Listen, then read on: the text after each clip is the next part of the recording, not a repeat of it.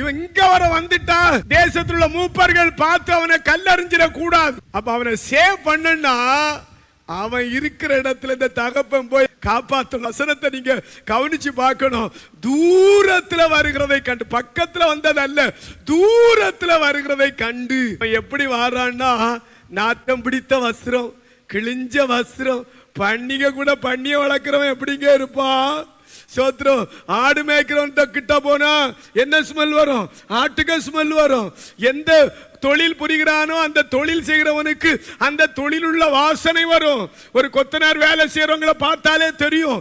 ஏன்னா அந்த கட்டடத்தினுடைய அத்தனை பொடிகளையும் அவருக்குள்ள இருக்கும். பிள்ளைகள் நினைக்கணும், உங்க அப்பா அம்மா கட்டடங்கள்ல வேலை செய்யறாங்கன்னா எவ்வளவு கஷ்டப்பட்டு உங்களை வளர்க்குறாங்க நினைக்கணும். அந்த தூசுகள், அந்த அழுக்குகள் எல்லாம் அவங்க மேல படிஞ்சிருக்கும். இந்த பன்னிக்க கூட இருக்கிறவன் தவுடு, அந்த வஸ்திரம் அவ்வளவு அழுக்கு, அவ்வளவு கந்த.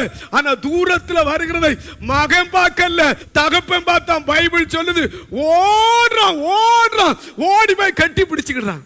இந்த மகனை கல்லறியணும் யாராவது நினைச்சு கல்லறிஞ்சா அந்த கல் யாருக்கு மேலங்கப்படும்? அந்த தகப்பனுக்கு மேல.